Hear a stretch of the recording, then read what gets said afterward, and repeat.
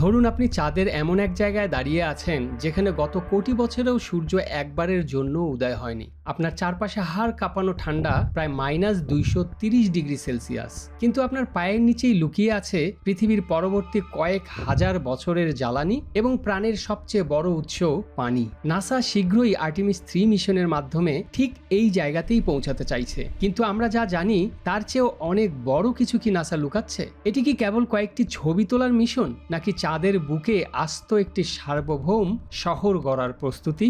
কেন এই মিশনে স্পেসএক্সকে এত বড় দায়িত্ব দেয়া হলো? আজকের ভিডিওতে আমরা আর্টেমিস 3 এর সেই ব্লুপ্রিন্ট নিয়ে কথা বলবো যা আপনার মহাকাশ দেখার দৃষ্টিভঙ্গি বদলে দেবে। স্বাগতম বন্ধুরা হেডেন্স ব্রেইন ফুডের আরও একটি এপিসোডে। তো চলুন শুরু করা যাক। 1972 সালের পর মানুষ আর চাঁদে যায়নি। কেন? নাসা কি ভয় পেয়েছিল, নাকি চাঁদে করার মতো আর কিছুই ছিল না? আসল উত্তরটি হলো লজিস্টিক্স। অ্যাপোলো মিশনগুলো ছিল কেবল সেখানে যাওয়া এবং পতাকা গেঁথে চলে আসার মিশন, কিন্তু আর্টেমিস 3 এর লক্ষ্য হলো সম্পূর্ণ আলাদা। এবার মানুষ যাচ্ছে সেখানে থাকতে। নাসা একে বলছে সাস্টেইনেবল লুনার এক্সপ্লোরেশন, অর্থাৎ চাঁদকে ব্যবহার করে মঙ্গল গ্রহে যাওয়ার একটি ট্রানজিট পয়েন্ট তৈরি করা। কিন্তু এই পরিকল্পনা বাস্তবায়ন করতে গেলে চাঁদে এমন কিছু থাকা প্রয়োজন যা জীবন বাঁচাতে পারে। আর সেই জিনিসের খোঁজেই নাসা বেছে নিয়েছে চাঁদের সবচেয়ে রহস্যময় এলাকা, দক্ষিণ মেরু। চাঁদের দক্ষিণ মেরু কেন এত গুরুত্বপূর্ণ? উত্তর হলো বরফ। এখানে এমন কিছু বিশাল গর্ত আছে যেখানে কোনোদিন সূর্যের আলো পৌঁছায়নি। বিজ্ঞানীরা বিশ্বাস করেন এখানে বিলিয়ন বিলিয়ন গ্যালন পানি বরফ হিসেবে জমে আছে। যদি এই বরফ তোলা সম্ভব হয় তবে তা ভেঙে অক্সিজেন তৈরি করা যাবে শ্বাস নেয়ার জন্য, আর হাইড্রোজেন ব্যবহার করা যাবে রকেটের জ্বালানি হিসেবে। অর্থাৎ চাঁদ তখন হয়ে উঠবে মহাকাশের একটি ফিউয়েল স্টেশন। এই বরফের অধিকার কার হবে? কে আগে সেখানে পৌঁছাবে? আমেরিকা নাকি চীন? এই ঠান্ডা যুদ্ধই এখন আর্টেমিস মিশনের মূল চালিকা শক্তি। নাসা এই মিশনে নিজেদের রকেট ব্যবহার করলেও চাঁদে নামার জন্য তারা বেছে নিয়েছে ইলন মাস্কের স্টারশিপ। এটি ইতিহাসের সবচেয়ে বড় এবং শক্তিশালী ল্যান্ডার। স্টারশিপের কাজ হবে চাঁদের কক্ষপথে থাকা গেটওয়ে স্টেশন থেকে মহাকাশচারীদের নিয়ে চাঁদের বুকে নামা।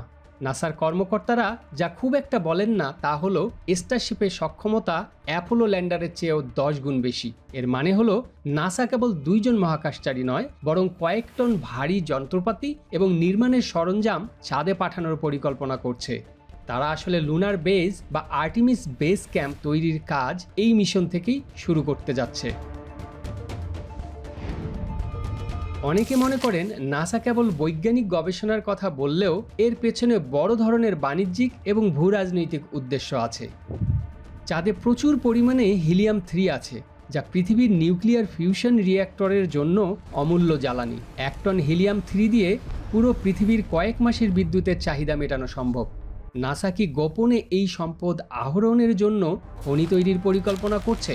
এছাড়াও চাঁদে একটি স্থায়ী টেলিস্কোপ বসানোর পরিকল্পনাও আছে, যা মহাবিশ্বের এমন সব ছবি তুলবে যা পৃথিবী বা হাবল টেলিস্কোপ থেকে তোলা প্রায় অসম্ভব। এই বিশাল প্রজেক্টের জন্যই প্রয়োজন একটি স্থায়ী ঘাঁটি। বন্ধুরা, চাঁদে বেঁচে থাকা কিন্তু মোটেও সহজ নয়।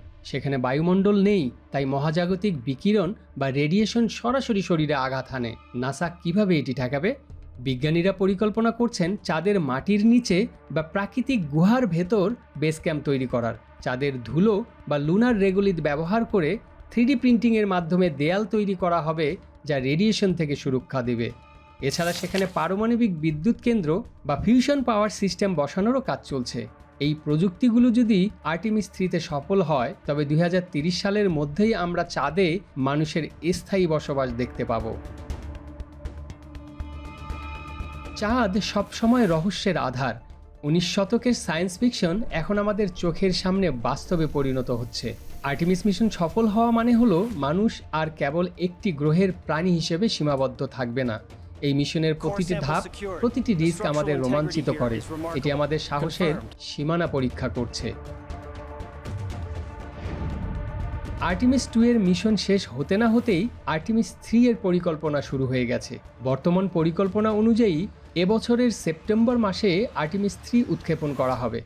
এখন চলছে ক্রু সিলেকশন এবং স্টারশিপের চূড়ান্ত ট্রায়াল। তবে মনে রাখতে হবে, এটি মহাকাশ গবেষণা। যে কোনো ছোট ভুল এই মিশনকে পিছিয়ে দিতে পারে, কিন্তু লক্ষ্য স্থির। মানুষ আবার চাঁদে ফিরছে এবং এবার সে সেখানে থেকে যাওয়ার জন্যই যাচ্ছে।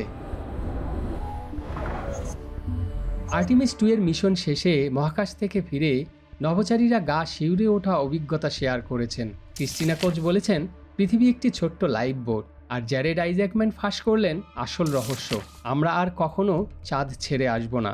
এই বিষয়ে বিস্তারিত দেখতে স্ক্রিনে দেয়া এই ভিডিওটি দেখতে পারেন। কমেন্ট ও ডেসক্রিপশনেও লিঙ্ক দেওয়া থাকবে। আর আপনি যদি আর্টিমিস 2 এর মিশনের পুরো ঘটনা দেখতে চান, তাহলে এই ভিডিওটি দেখতে পারেন। এই ভিডিওটির লিঙ্কও কমেন্টে ও ডেসক্রিপশনে দেয়া থাকবে। আর্টিমিস 3 কেবল একটি মিশন নয়, এটি একটি নতুন যুগের শুরু, যেখানে চাঁদ হবে আমাদের পরবর্তী ঘর। বিজ্ঞানের এই অগ্রযাত্রা আমাদের মনে করিয়ে দেয়, মানুষের জন্য চাঁদ কোনো সীমানা নয়, এটি কেবল শুরু। আপনার কি মনে হয়, চাঁদে কি মানুষের স্থায়ীভাবে থাকা উচিত? কমেন্ট করে আমাদের জানান। মহাকাশের এমন সব রোমাঞ্চকর তথ্য পেতে আমাদের সাথেই থাকুন। আর ভিডিওটি তথ্যবহুল মনে হলে একটি লাইক দিতে পারেন। দেখা হবে পরের ভিডিওতে।